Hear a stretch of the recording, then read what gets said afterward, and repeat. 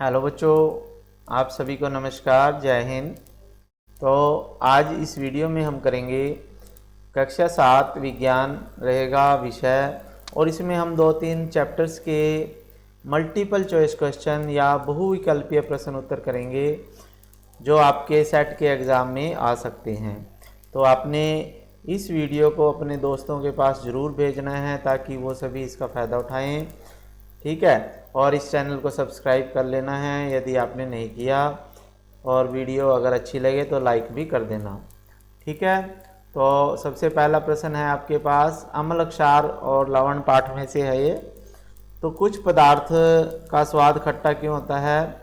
क्योंकि उनमें अम्ल पाया जाता है, ठीक है। तो जिस पदार्थ का स्वाद खट्टा होता है वो अम्ल के कारण होता है। जैसे नींबू है खट्टा, उसमें अम्ल है। संतरा खट्टा होता है, वो भी अम्ल है। तो जो भी खट्टी चीज़ें होती हैं वो सभी अम्लीय पदार्थ कहलाते हैं। तो निम्न में से अम्लीय पदार्थ को चुनिए। तो देखो, नींबू खट्टा है, ये भी अम्लीय है। संतरा भी अम्लीय है। सिरका भी खट्टा होता है। तो ये उपरोक्त सभी आ जाएगा इसका आंसर, ठीक है। उपरोक्त सभी यानी तीनों आएंगे। फिर उसके बाद है, स्वाद में कड़वे और स्पर्श में साबुन जैसे लगने वाले पदार्थ। अब जो स्वाद में कड़वे होते हैं और साबुन के जैसे होते हैं तो उन्हें हम कहते हैं अक्षारक। क्या कहेंगे? अक्षारक। अम्ल तो खट्टे होते हैं लेकिन अक्षारक कड़वे होते हैं और चिकने होते हैं, जैसे साबुन चिकनी होती है। साबुन के अंदर भी क्षार होता है। फिर है क्वेश्चन नंबर अगला, हल्दी, लिटमस, गुड़हल कैसे सूचक के उदाहरण हैं? तो ये प्राकृतिक सूचक होते हैं। हल्दी, लिटमस, गुड़हल, इससे हम ये पता लगा सकते हैं कि कोई पदार्थ अम्लीय है या क्षारीय है, ठीक है। तो ये प्राकृतिक सूचक होते हैं। फिर नेक्स्ट क्वेश्चन है, गुड़हल के पुष्प का सूचक अम्लीय विलयन के साथ कैसा रंग देता है? तो जब गुड़हल का पुष्प जो है वो अम्ल के साथ क्रिया करता है, अम्लीय पदार्थ के साथ क्रिया करता है, तो वह मंजेटा या गहरा गुलाबी रंग देता है, ठीक है। जब हम गुड़हल और के ऊपर नींबू का रस डालें तो वो ऐसा रंग देगा। तो गुड़हल से हम पता लगा सकते हैं कि कोई पदार्थ अम्ल है या क्षार है। फिर है, हल्दी का दाग जब साबुन के साथ धो जाता है तो लाल हो जाता है, ठीक है। तो इसलिए कभी भी अगर आपका वाइट कमीज है उसके ऊपर हल्दी का दाग लग गया तो उसे आप साबुन के साथ ना धोएं, नहीं उसके ऊपर लाल रंग छोड़ देता है वो। क्योंकि साबुन जो होती है क्षार होता है। साबुन क्या होता है? अक्षारीय होता है, क्षारकीय होता है। क्योंकि क्षार जो है हल्दी के साथ मिलकर लाल रंग देता है, ठीक है। तो आगे क्वेश्चन है, अम्ल किस लिटमस पत्र पर अपना प्रभाव दर्शाएंगे? तो अम्ल जो होते हैं, लिटमस पत्र हमारे पास दो तरह के होते हैं, लाल और नीले, ठीक है। तो जो अम्ल होते हैं वो नीले लिटमस को लाल कर देते हैं। तो ये नीले लिटमस के ऊपर अगर हम अम्ल लगाएंगे या अम्ल के अंदर नीला लिटमस पेपर डुबोएंगे तो उसके ऊपर लाल रंग आ जाता है, ठीक है। तो नीले पे असर दिखाएगा वो। आगे चलते हैं। उसके बाद है आपके पास, आगे है क्वेश्चन, उसमें क्या करना है, ऐसा विलयन जो लाल या नीले लिटमस पत्थर में रंग परिवर्तित नहीं करता उसे क्या कहेंगे? तो जो लाल लिटमस पेपर को या नीले लिटमस पेपर को किसी के भी रंग को परिवर्तित नहीं करता उसे हम उदासीन कहते हैं। जैसे पानी है, पानी उदासीन होता है, वो ना अम्लीय है ना क्षारीय है, उसे उदासीन कहेंगे। फिर है, किसी अम्ल या क्षारक के बीच होने वाली प्रक्रिया को हम क्या कहते हैं? उदासीनीकरण अभिक्रिया कहते हैं। जब अम्ल और क्षार आपस में मिलते हैं उसे उदासीनीकरण क्रिया कहते हैं। फिर उसके बाद है, अमाशय में पाचन किसकी अधिक मात्रा से होता है? तो अमाशय में पाचन जो है अम्ल के कारण होता है। अमाशय में जो अपच हो जाता है, कई बार भोजन नहीं पचता सही ढंग से तो ज़्यादा अम्ल बन जाता है वहाँ पे, तो वो अम्ल होता है।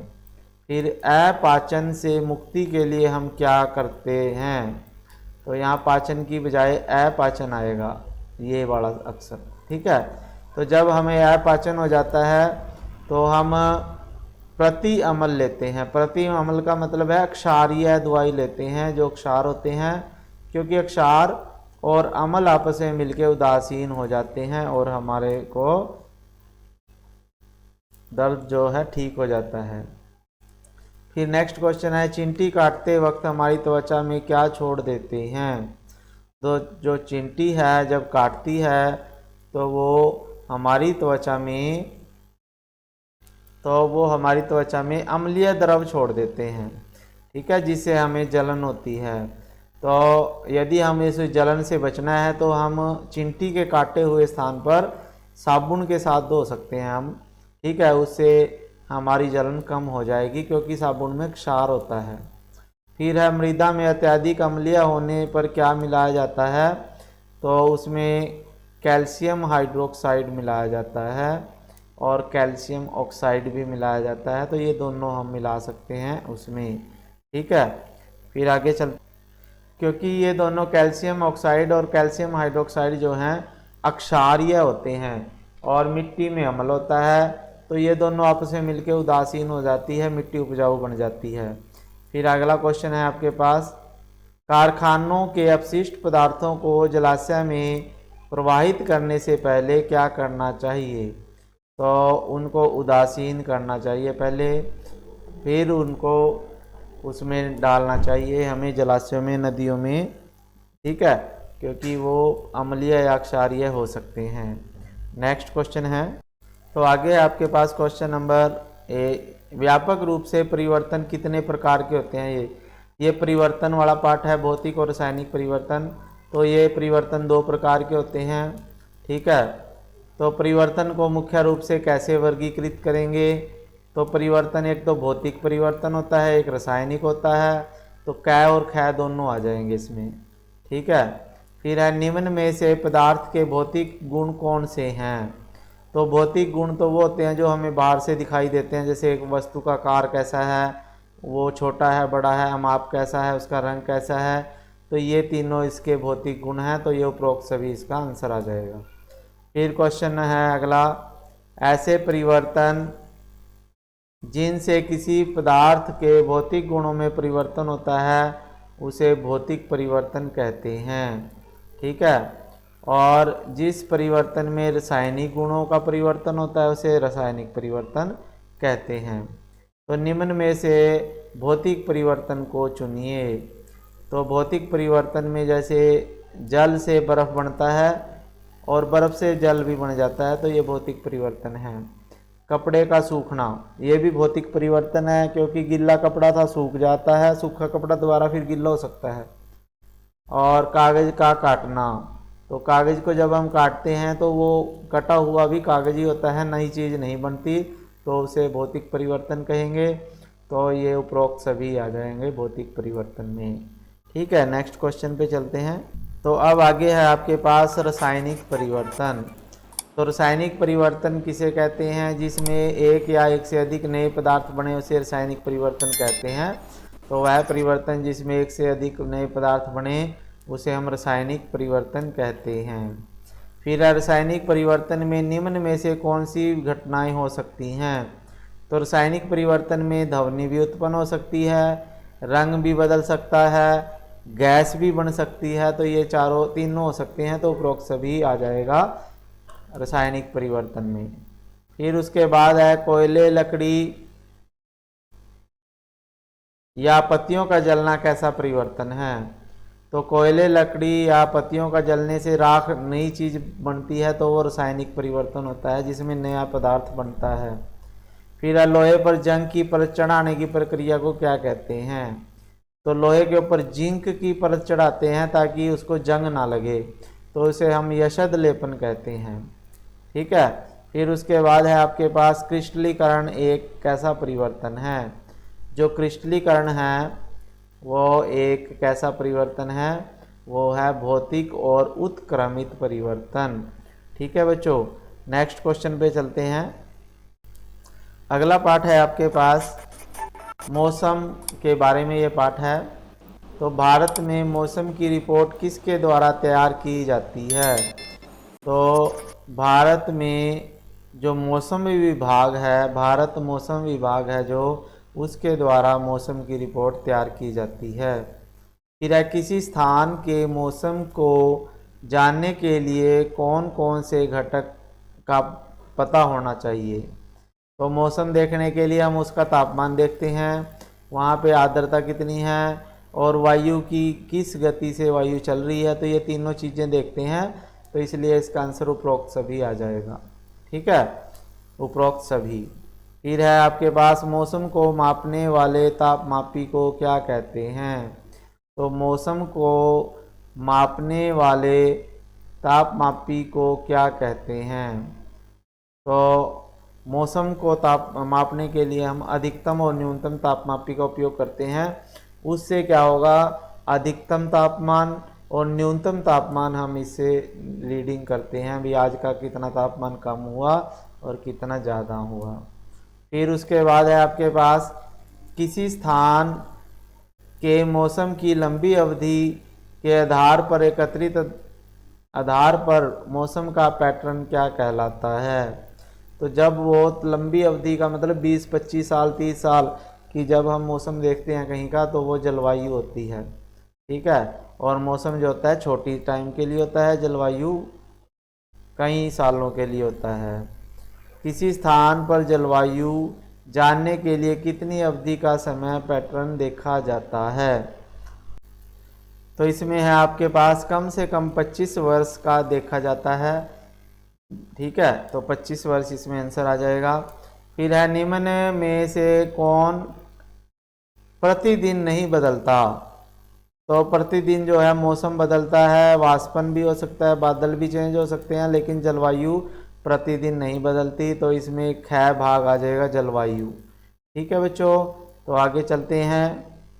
फिर है आगे क्वेश्चन है हमारा, वह सभी गुण लक्षण जो जंतुओं को उनके परिवेश में अनुकूलन में सहायता करते हैं किसका परिणाम है?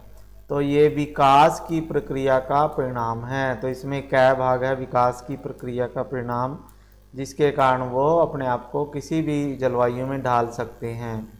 ध्रुवीय क्षेत्र कौन कौन से हैं? तो ध्रुवीय क्षेत्र जो हैं उत्तरी ध्रुव भी है, दक्षिण ध्रुव भी है, तो दोनों आ जाएंगे इसमें, कै और ख दोनों। फिर है निम्न में से उष्णकटिबंधीय वर्षावन कहाँ पाए जाते हैं? तो उष्णकटिबंधीय वर्षावन जो है भारत में भी, मलेशिया, ब्राज़ील तीनों में पाए जाते हैं। ये उष्णकटिबंधीय वर्षावन का मतलब वहाँ पे गर्मी भी होती है, वर्षा भी होती है। ठीक है, यहाँ पे वनस्पति पेड़ पौधे बहुत अधिक पाए जाते हैं। फिर उसके बाद है ध्रुवीय भालू ध्रुवीय क्षेत्र के लिए कैसे अनुकूलित होता है? तो ध्रुवीय भालू के शरीर पे एक तो सफ़ेद बाल होते हैं, एक उसकी वसा की मोटी परत होती है उसके शरीर पे जो उसको ठंड से बचाती है, और चौड़े और बड़े पंजे होते हैं जिससे वो बर्फ़ में आसानी से चल सकता है। तो उपरोक्त सभी आ जाएंगे इसमें। ठीक है, फिर है पक्षी प्रवास हेतु कैसा स्थान चुनते हैं? तो पक्षी जो है प्रवास के लिए ऐसा स्थान चुनते हैं जहाँ पे गर्मी हो, यानी क्योंकि सर्दी से बचने के लिए वो चलते हैं एक जगह से दूसरी जगह। ठीक है, फिर हाथी के लंबे बड़े कान अनुकूलन में कैसे सहायता करते हैं? तो हाथी के जो बड़े लंबे कान होते हैं वो एक तो ध्वनि को सुनने में सहायता करते हैं, एक हाथी को ठंडा रखने में भी सहायता करते हैं। तो ये गै भाग इसमें आ जाएगा, उपरोक्त दोनों, कै और ख दोनों। फिर उसके बाद है अगला क्वेश्चन आपके पास, फिर है गतिशील वायु क्या कहलाती है? तो गतिशील वायु को हम पवन कहते हैं। तो पवन, तूफान और चक्रवात जो पाठ है उसमें से है ये प्रश्न। तो पवन का वेग बढ़ने से वायु दाब पर क्या प्रभाव होता है? तो पवन का वेग बढ़ने से वायु दाब घट जाता है। ठीक है, जैसे पवन तेज होगी तो वायु दाब घट जाता है। फिर उसके बाद है आपके पास पवन की गति की दिशा क्या होती है? तो पवन की गति की दिशा जो होती है वो अधिक वायु दाब से कम वायु दाब की तरफ जाती है। जहाँ अधिक वायु दाब होता है वहाँ से कम वायु दाब की तरफ चलती है पवन। फिर निम्न में से कौन सी वायु हल्की होगी? जो गर्म वायु होती है वो हल्की होती है, इसलिए वो गर्म वायु ऊपर की तरफ जाती है। फिर है मानसून शब्द की उत्पत्ति किस भाषा से हुई? तो मानसून शब्द की उत्पत्ति, इसकी उत्पत्ति हुई है अरबी मौसम से, ठीक है, मानसून। फिर है कौन सी हवाएं अपने साथ जल वाष्प लाती हैं जिनसे वर्षा होती है? तो जो मानसून वाली हवाएं होती हैं वो लेके आती हैं अपने साथ जल, ठीक है। तो इसमें आपके पास मानसून हवाएं गैर भाग है, जो ये आपका आंसर आ जाएगा। फिर है उसके बाद गिरती हुई जल की बूंदें तीव्र वेग से ऊपर की ओर उठती हुई वायु की परस्पर क्रिया से बिजली कौन करती है और ध्वनि भी उत्पन्न करती है, इसे क्या कहते हैं? तो इसे बोलते हैं हम तड़ित झंझावत। जब बारिश की बूंदें कभी ऊपर जाती हैं कभी नीचे जाती हैं, बिजली भी चमकती है और आवाज़ भी उत्पन्न होती है, उसे तड़ित झंझावत कहते हैं, ठीक है। नेक्स्ट चलते हैं। तो आज की वीडियो में इतना ही। तो यदि आपको ये वीडियो अच्छी लगी तो आप इसे लाइक कीजिए, इस चैनल को सब्सक्राइब कर लीजिए यदि आपने नहीं किया, घंटी के बटन को दबाइए ताकि जो भी वीडियो मैं डालूँ वो सबसे पहले आपके पास पहुँचे, और इसे शेयर भी कीजिए, ठीक है बच्चों। तब तक के लिए नमस्कार, जय हिंद।